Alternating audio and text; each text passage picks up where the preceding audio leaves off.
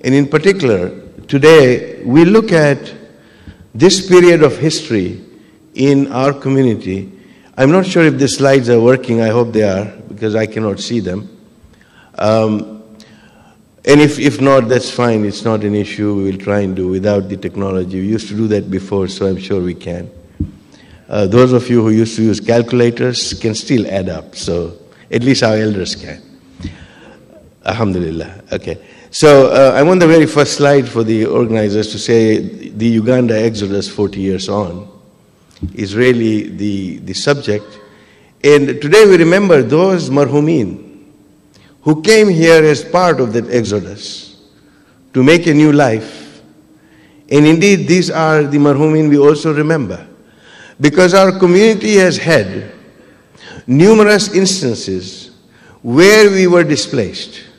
We remember after the revolution in Zanzibar that Mu'mineen had to flee for their respect, for their izzat, for their lives, and they were displaced from Zanzibar.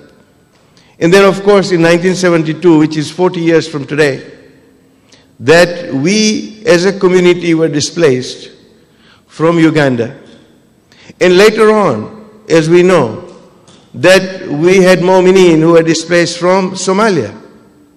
And when the KHOJA Shia Ethnic community, which has no land truly that it can call its own, which hardly now has a language that it can call its own, the Imam Barga and the Jamaat is our home and is our territory. And when we are displaced from them, we are not truly displaced, because we come to another place and we recreate our Jamaat, we recreate our institutions. And this is, inshallah, the pattern that we have, that whenever there has been a displacement, this community has come together on its own to be able to resettle itself in the best way that it has possibly can.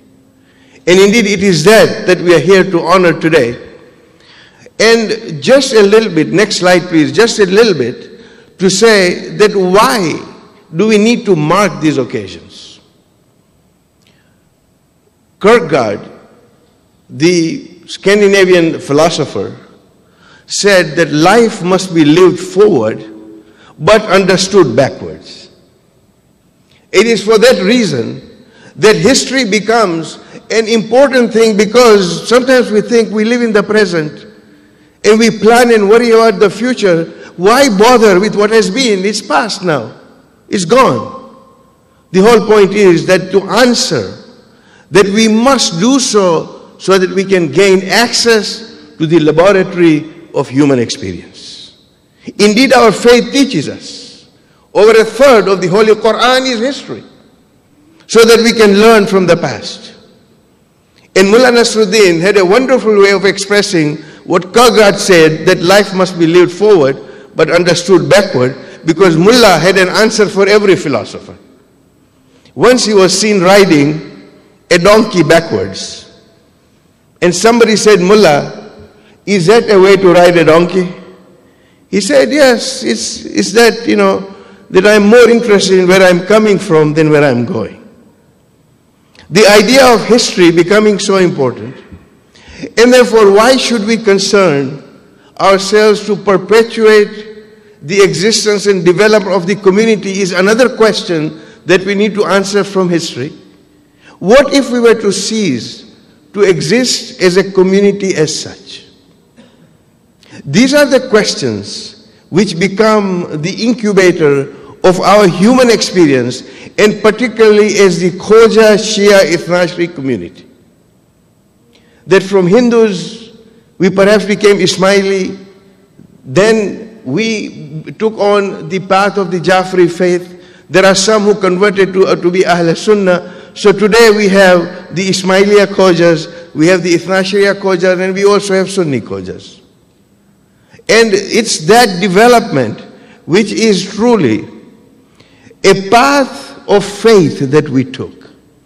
It is not my intent today to delve into the history, because I'm going to, inshallah, talk about a book that has been written after over a century of our existence, which is the most comprehensive book on the history of the KHOJA that we will talk about a little later. And I'm hoping that Nazmul Bhai has kept its promise, and we have a few copies fresh off the presses for the Mu'mineen to be able to partake and perhaps even buy them. But we began our journey of faith 400 years ago or more with Pir Sadruddin, but it was not until 1856 that you have someone like Mullah Qadar Hussain Karbalai, who opens a madrasa in Mumbai to do tabligh amongst our people. In 1872, Haji Devji Jamal brings Mullah Qadar Hussain Karbalai back, and that's where we started our basis of tabligh. And in 1901, a major conflict happened where we separated from the Aga Khan, and we had two of our people who were martyred because they took the path of Ahlul Bayt alayhimus salam. They were none other than Lalji Sajan and Hirji al-Arakia, who were killed. And it was at that time, during that time, that the Jamaat in Mumbai was established. And once this cycle went on, the momentum began, and I said that the Jamaat fever kind of started spreading around the KHOJA world, where we had the Jamaats being formed in Zanzibar and elsewhere. Indeed, the very first mosque that was established by the KHOJA Shia Ethnicis happens to be in Zanzibar. And everywhere, the new Jamaat was being formed, and the movement became, going from the Jamaat Khana to the Imam Barga, began that track of our transformation towards the Jafri faith. These are the nuances of our history. This background was necessary to say that we took on a journey of faith. It was a journey of faith that we took as a community. And indeed, to do that, we needed certain instruments. And the book that I'm referring to is just being published today. In fact, this is the first public launch of that book, where in that book, the book, by the way, is called Endangered Species, and it is about the history and the journey of faith of the KHOJA Shia Ethnic community. The book has 512 pages and over 2,500 references. Hassan Bhai Jafar, who himself hails, who is from the Devji Jamal family, has been in the kitchen of the KHOJA Shia Ethnic community, so to speak, and has been able to bring us this rich recipe called Endangered Species. And I quote from that book, and he says that there was this idea of saying, when there is one Englishman, you have a gentleman. When you have two, we remember this in the colonial days, that when there are two, you have a club, and when there are three Englishmen, you have an empire. And he now paraphrases that about the KHOJA, and he said, when you have one KHOJA, you have a lonely individual. When you have two KHOJAs, there is a Jamaat, and when there are three KHOJAs, there is a federation. This happens to be a trait that we have followed over a period. Toronto Jamaat has a rich history, and I'll go into that a little bit. But I have elders here who know much more about this. But every Jamaat that was formed in the same way that Mullah Qadar Hussain Karbalai taught us how to do that, that the Thursday night Dua Kumail program begins in a home, and that transports into a Jamaat, into a federation, into a people that we are. It is the phase of the Majlis of Imam Hussain alayhi salam and the Dua Kumail taught to us by Imam Ali alayhi salam, to say, these are the blessings that we have, which become the genesis of the formation of a community, and therefore this community is one that embarked on a journey of faith. And that is a blessing, Mu'mineen, that we have. And let us look at the time as we come to the exodus from Uganda and what the people faced, and how we replicated the actual way that we developed ourselves was no different from when 1856 in Gujarati, they used to call this Chapanyo Dukar. My elders would remember this, that 1856 was a period of trial and tribulations in Indian subcontinent, where the drought was such that either you died on land or you went across the ocean somewhere in search of some living and maybe perished at sea. That was a choice. And a lot of our people went forward towards the East African coast and further. And think of it. My young friends, think about this. You know, you said there is so much peer pressure in this society. The Canadian society, the environment here is a tough environment. Well, let me tell you, I've got news for you, my young friends, that our forefathers who actually migrated in those days from India to go elsewhere, they were subjected to a variety of influences. Here they had to come to an unexplored tract of land in the middle of the African and the Arab culture. And then what happened was they were subjected to the German rule in Tanganyika, the British rule in other parts of East Africa like Kenya, French rule in Madagascar, Italian rule in Somalia, Belgian rule in Congo, and the Portuguese rule in Mozambique. And yet we survived intact. With our kadi and khichdi, with our languages, with the culture that we had, we were able to survive intact despite all these influences. And this was a time, was not the time of the internet. This was not the time of the globalization as we know it. This was in isolation, totally cut off from the roots in India, and yet we were able to retain our culture and our identity, and there is a lesson of history that we need to learn when we look at our forefathers as to what they did. Of course, as I spoke, that from Africa around the world, that the upheaval in Zanzibar in 1964, in Uganda that we are here to talk about, in 1972, be it Mozambique, Madagascar, Congo, a wave of movement from the continent of Africa, even from Aden, actually took place. And of course, when we had the latest exodus that took place in 1990, when an entire community, Haji Sahib is sitting here, he will bear testimony that an entire community of 1,100 people were evacuated in a daring seaborne evacuation not known by any other community. It was, what was it? I began with the ayah to say that cooperate with each other, with bir and taqwa, and not with ism and udwan, not with sin and aggression. Mu'mineen, it is that level of compassion that we have for each other, where we cooperate in terms of bir and taqwa, in terms of goodness, piety, that brings us forth, and not cooperate with each other in sin and aggression.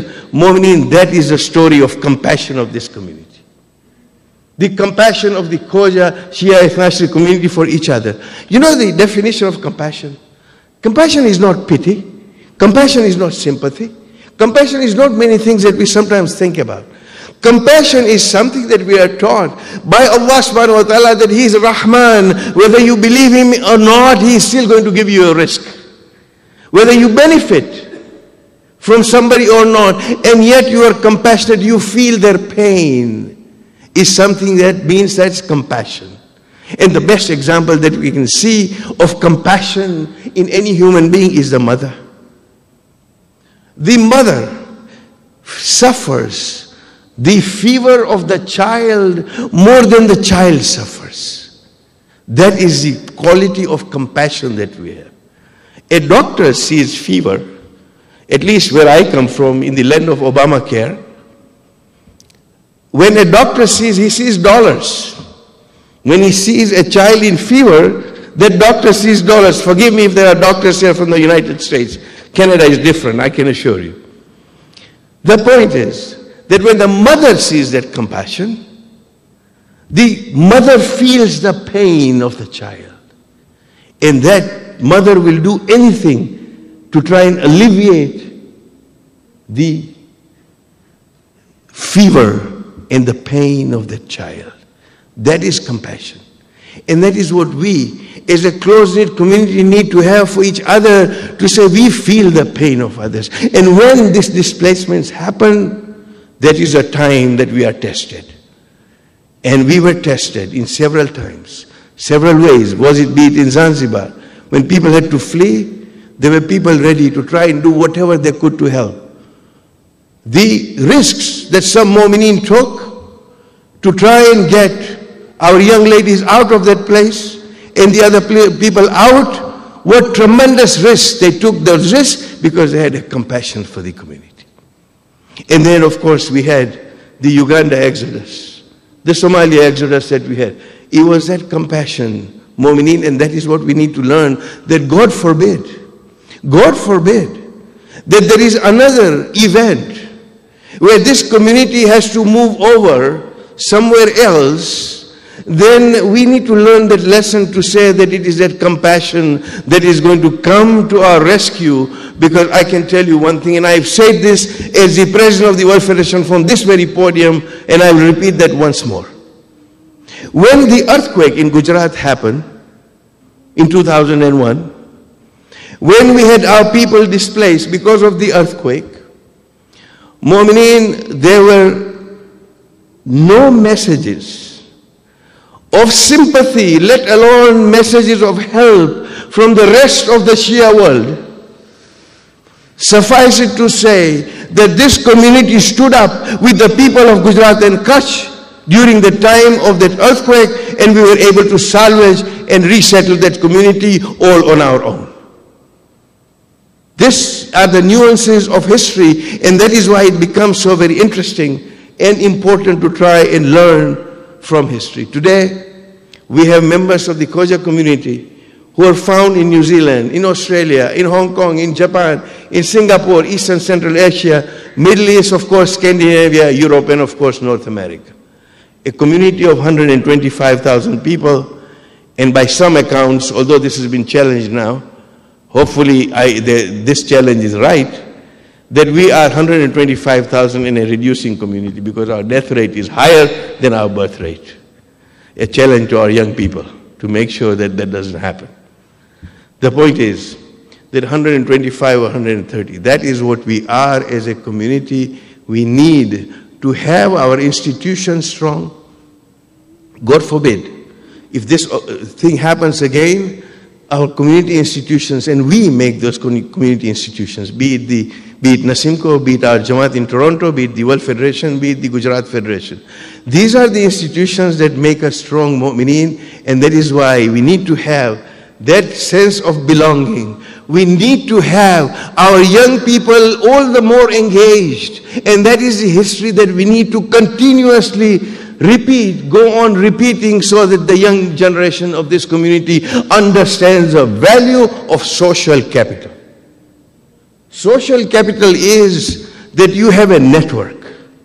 I were to walk into a mosque or an Imam Barga in New Zealand, and I come to Toronto, I find no difference in the way that we conduct our affairs. It is almost like a franchise that we have all over the world. You go to Tananarive, or you go to Reunion Island, you go to Dar es Salaam, you go to London, you go to Bhavnagar, wherever you go, you know what to expect, and you pick up one phone call to one of the workers in that particular Jamaat, and they are there to say, you have come, you are our guest, what can we do for you? This social capital was not developed in isolation. This social capital, Mu'mineen, was developed because we had a basis of compassion for each other. And if that compassion is eroded because of the issues of globalization, and everybody has now become so busy with their own affairs that I don't have time, well, now we have even better tools. Doesn't matter if the Facebook shares are falling. The point is we have a phenomenal opportunity to be able to reconnect with each other, so that we as a community can play a role as we did. Coming to the event that we are here to remember, and let me just have a show of hands to say, how many Mu'mineen are present here who are actually part of that exodus in 1972? Let's have a show of hands. We have, and there are so many that you may remember, gentlemen and ladies, if they're listening to me, that there are so many who came with you who are no longer here. And that is the group that we are here to remember, to say that they did their bit. And then there were those who were here in Toronto when they came. How many of you here are present here to say that we actually received those displaced Mu'mineen coming from Uganda to actually, when they're coming here? Do we have anyone here, or few people who say we were here when they came? We have 1, 2, 3, 4, 5. These are the people who will tell you that it was that compassion, that when they were being received, people were here to say these people are coming. I know of a particular letter that was sent by one of the past presidents of Toronto Jamaat, Maroon Habib. When he sent, Mahmoud Habib, when he sent a letter to Kampala Jamaat, Hussein Bhai is sitting there, he'll bear me out. that he sent a letter to say that why do you not apply to the Canadian High Commission? There was no Canadian High Commission. It was the Aga Khan's office that was dealing with the Canadian applications. But here was a man, and of course his wife, and others who were with them, who had the compassion and felt enough to actually say that there are people out there, I can do something about them. And when these people came, and I've heard those accounts over a period of time, to say at least we found solace, that there was a warehouse that somebody had given, that majlises were being held. This is something that held us together in the time of distress. Mu'mineen, it becomes so very important to be able to do this. That it was August 5, and let me repeat so that some nightmare memories may be evoked, but forgive me for that. But I could not resist the temptation of actually saying this to say what Idi Amin used to call himself. He said, the life president of Uganda, the conqueror of the British Empire, the last king of Scotland had a dream. And he was ordained by the Almighty to expel all actions, repossess their properties, their business, and their money. This happened to us. We had to leave with the clothes on our back. And yet when you look at our community, along with the other communities that were displaced, Leicester in England was a place when the exodus was happening, there were advertisements in the local paper to say, we don't want Ugandan Asians here in our city. Today, 40 years on, that very Leicester community and the City Council of Leicester in England is awarding the Asians for having brought Leicester to its next level of economic development. And this is what we have done as a community wherever we have been. Mu'mineen, this was Amin's thing to say. He said, and this is a quote from his speech, he said, Asians have kept themselves to themselves and as a community have refused to integrate with the Africans. The main interest has been to exploit the economy. They have been milking our economy for years, and now I say to them all, go. You know, we have to admit that there was some truth in this perception that he had. Not everybody did that. But we have to admit, we have to also take the good with the bad to say there were certain tendencies, and the history teaches us that wherever we live, we must be fully engaged citizens of that land, the land that gives us our risk, that we must be fully engaged in the civic affairs, in the affairs of the rest of humanity. And alhamdulillah, with our institutions that work, the KHOJA Shia community, small that it may be, has made a major difference in terms of humanitarian work that we have done through private trust, through the World Federation and other places. So this is something that we learn. With this 90-day ultimatum, 60,000 people had to find a new home. And amongst us, depending on which record one has, the Africa Federation has records to say we had 2,100 people who were displaced. Hassan Bhai Jafar in his book Endangered Species writes that there were 300 people, 3,000 people from our community who were displaced. 1,500 were British nationals. The rest actually became stateless. And there were people from London, Marum Fida Bhai Dharamsi, and the current General Secretary of Nasimco, Brother Habib M. Habib, amongst others. There may be others here who will correct me. That they actually went from camp to camp in Cyprus, in Malta, in Austria, and other places to see that they were being able to absorb. Rest were in Europe. Again, Mu'mineen, the idea was that level of compassion.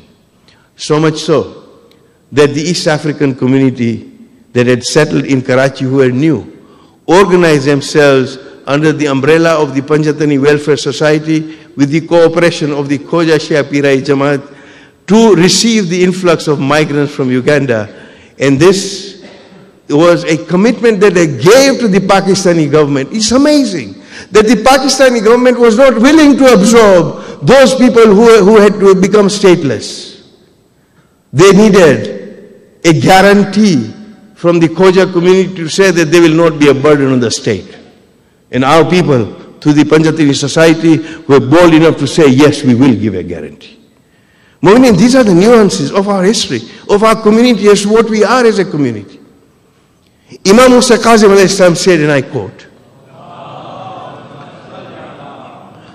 that if you have a pearl in your hand, and the world says, the people say it's a walnut, it's not going to become a walnut.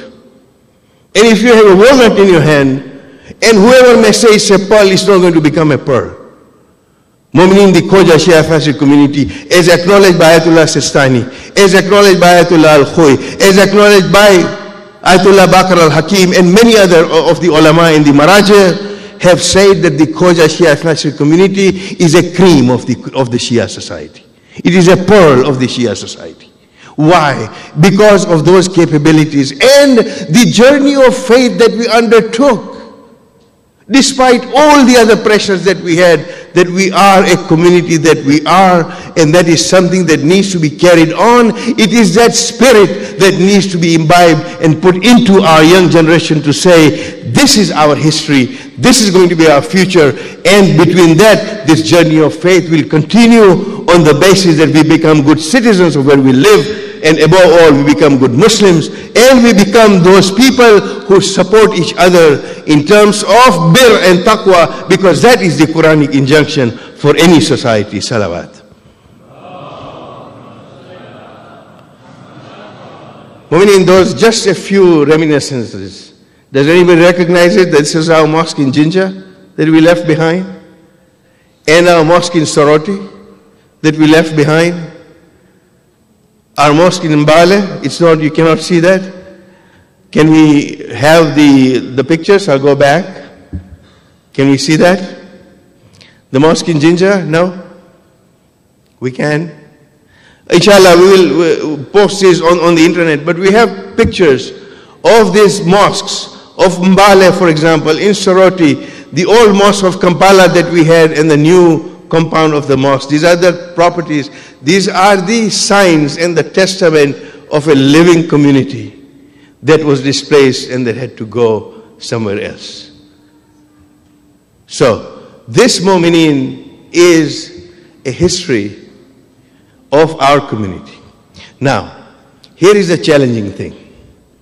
Where, again in this book, which we are going to launch inshallah today, and you'll also hear briefly, if technology works with us, the actual words and the video of the author himself to say why he wrote the book.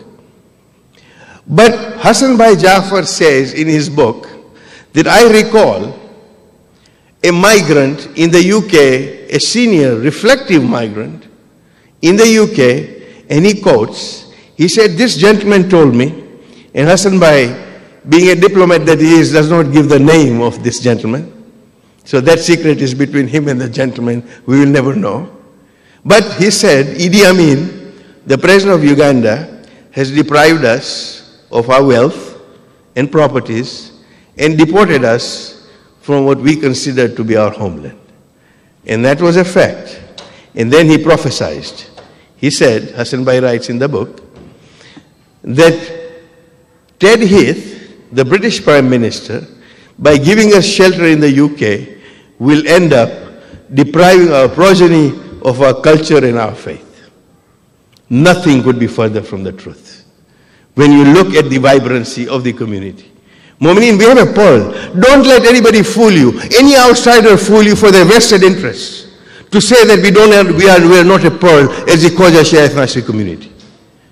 These prophesied words, nothing could be further from the truth. The younger generation and the young professionals at that time took up the challenge, and they continued to create the institutions in the same way that our forefathers had, and that is a result of the Jamaat in Toronto, the Jamaat in Los Angeles, the Jamaat in New York, the Jamaat in Allentown, the Jamaat in Peterborough, in Leicester. Wherever you see all these Jamaats sprung up, exactly modeled on what we had known to have worked. In Mu'minin, this is a basis and the essential thing when it comes to our community. In the epilogue, this book is certainly worth reading and pondering upon. It is indeed a journey of faith as it is, and he has given it the title Endangered Species. Although I was fortunate enough to edit the book, I could not dare to put a question mark against endangered species to say, is it or is it not? Because this is the author's prerogative to say this is an endangered species. Why? And he says this in his epilogue. And he says, language and culture are bonding forces that keep the communities united. With this trend now catching up, the remaining vestiges of a united and a progressive community held together as a result of cultural and ethnic bonds come under stress. As the cultural bond starts eroding, society begins to wither, ending up in diluting much of its original identity. Friends, my young friends, ponder upon this. Ponder upon the value of social capital that we have, the support system that we have. Let us not fritter what has been built upon by our forefathers with great trials and tribulations. You know, great men have to stand on the shoulders of even greater men to climb to where they are.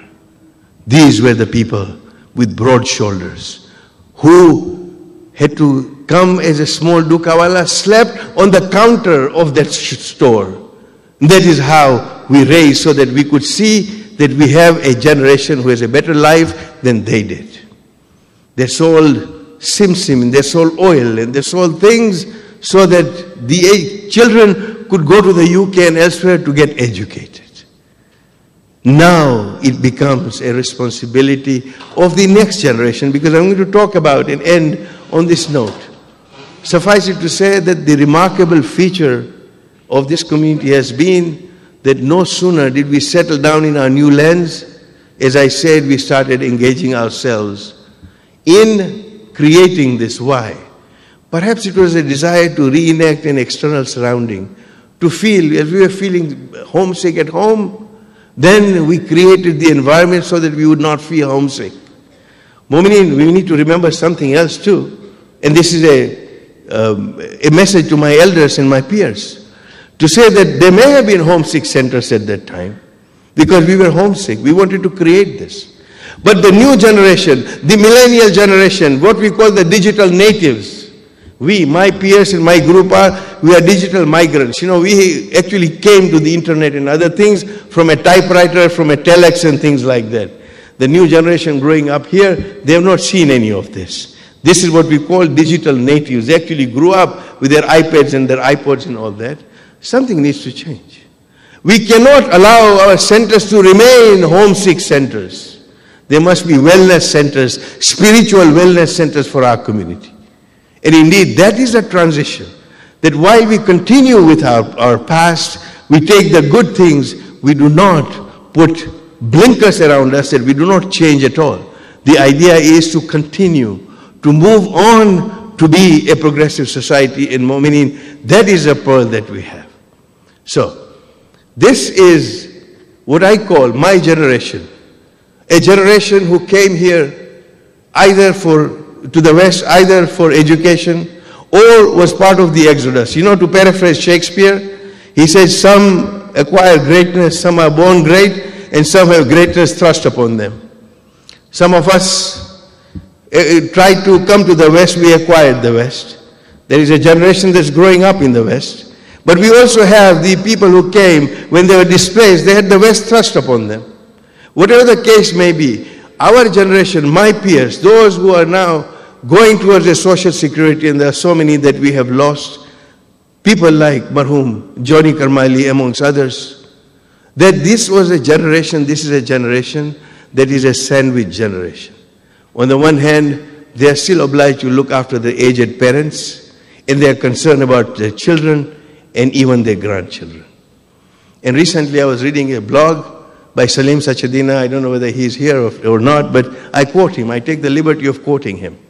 In his blog he writes, he talks about these stars, this generation, his generation, my generation, Sheikh, your generation, our generation, Mohsin by our generation here. He says the early pioneers of this generation, the brave soldiers of our time, who carried the burden of the whole community that had settled in East Africa for centuries by uprooting it and re-establishing in the West, are now an aging group of soldiers with their heads held high and with dignity. It is true, those words are very true. That alhamdulillah we were able, in the service of Imam Zaman Ajalallahu Faraja Ta'ala, in the service of the community, for the pleasure of Allah subhanahu wa ta'ala, we did what we could. The idea is that A, we have a responsibility to pass this baton over to the next generation, and B, that we must now be flexible enough to give up the reins of power, if I may say so, the reins of that administration to the next generation so that it comes up and is able to continue at the same vein as we do. And when you look at all this, Mu'mineen, these are the nuances of our history.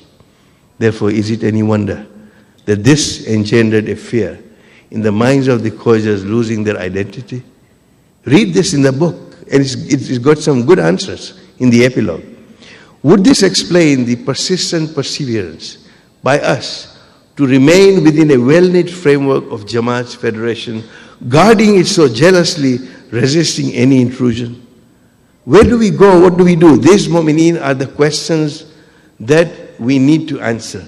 And understandably, the new generation that we have is questioning the insularity of the community, while the old guard resists any change upon retaining what has worked well for the community for almost a century.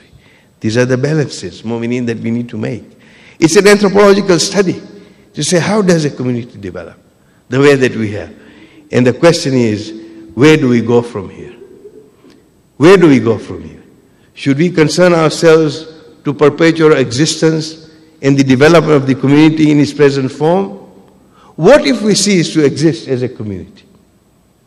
And what is the vision that we have for our community? And Mu'mineen, that is an account of the journey of faith by the KSI community, and that is a book that has just been published, that is being first time being released here in the public. And if we have copies here, I would like to see if there is a copy, if we have been able to salvage it. He has. Haider Bhai, please recite a loud Nara Salawat to Haider Bhai.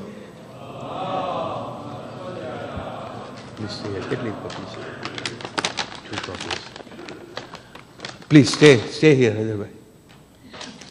Mu'mineen, this is the book that we are launching, inshallah, and the book will be available in good numbers. You just saw the exhibition, little brief video. We have the Hajj exhibition, and originally we were going to launch this at the Hajj exhibition.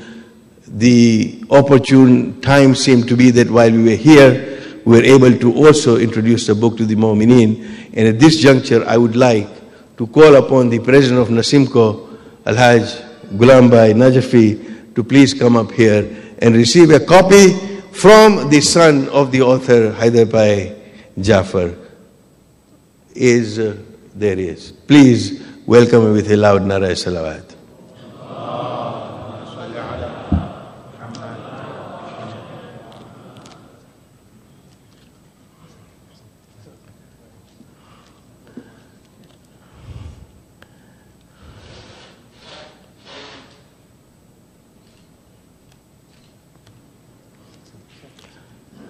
I would also like to call upon our President, Ali Raza Bhai Rajani, to come and receive this copy of the book from Haider Bhai.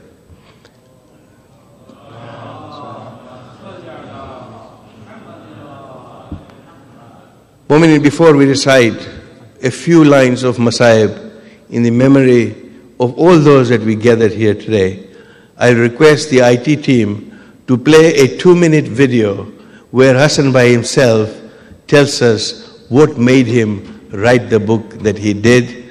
This book is over, as I said, 500 pages with 2,500 references, and is the most comprehensive book of the history of our community that exists today. So if we can play that video, please.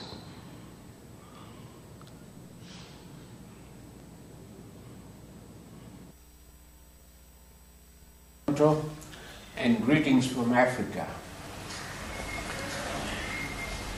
We are gathered in Mullah Askar Memorial Library and Research Center today to observe the Hajj exhibition and at the same time to launch this book, The Endangered Species, and or history of the evolution of the KHOJA Shia Hasnain community.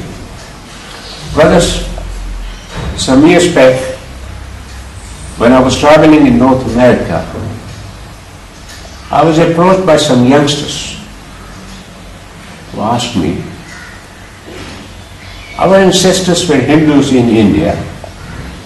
When did we become Muslims? Were we converted to Islam by force, since Muslims came to India as conquerors?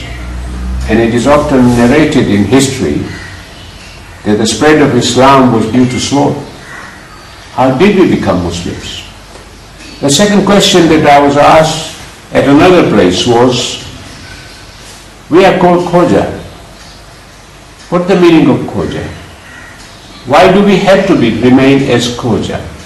If our ancestors were Lohana, Brahmin, or any other tribe in India, why can't we call ourselves Lohana, Brahmin or Patel and still be Muslims? These are interesting questions which prompted me to look back into the history of our community, our evolution, the rise of Islam in India, and our current state in the West, in Africa, and elsewhere. It took me almost 10 years to research until I was able to produce this book. The manuscript of this book was almost ready 2 years back. For one thing or the other, publication of this book was delayed. At last, we are able to launch this book, The Endangered Species.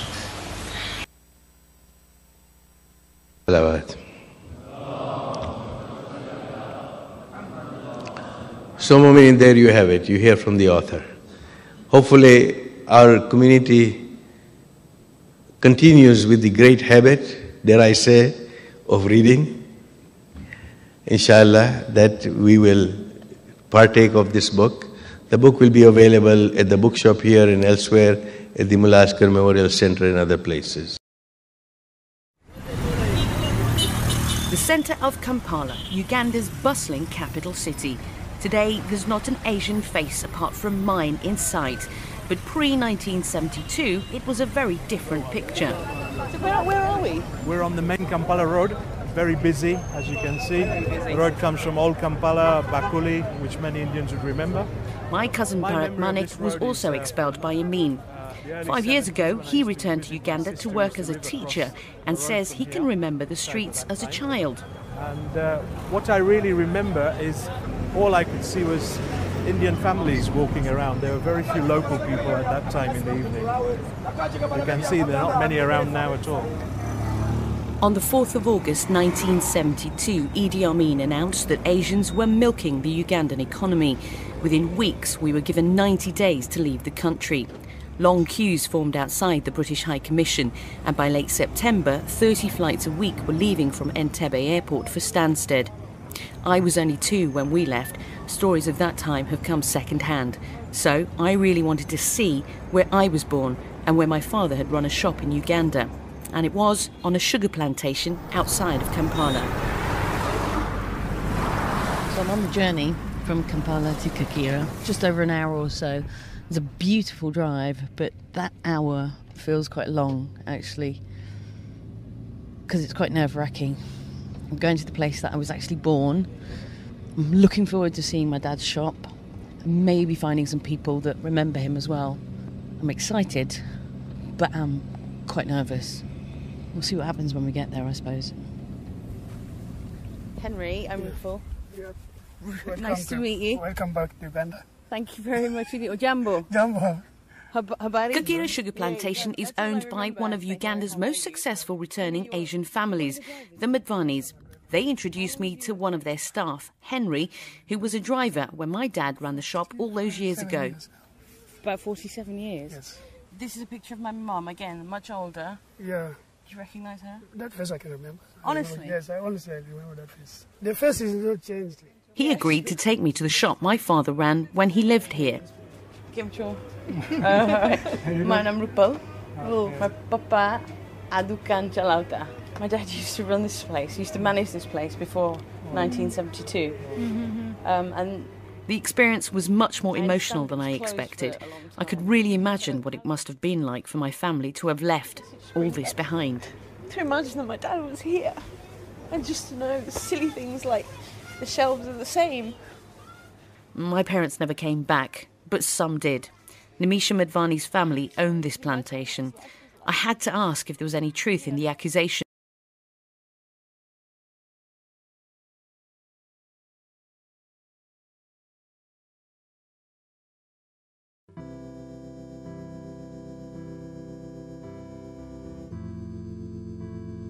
Asians have kept themselves apart as a closed community and have refused to integrate with Ugandan Africans. Idi Amin was a very calculating, cunning and very devious person, but he had the habit and the knack of disarming his enemies until he had the opportunity of getting rid of them, perhaps physically. So he was a very clever man. He was intelligent, he was uneducated, he was brutal, he was ruthless, but he was effective in what he did for himself and his cronies. I have very tragic memories of Idi Amin because I can now reflect back on the bodies that I saw hanging from trees, the bodies, dead bodies in the rivers and the red water. And so don't have very fond memories of Idi Amin and what he did to the country. I think he just destroyed what is a beautiful, beautiful country. And to me, Uganda, and especially Mbale, is like heaven on earth.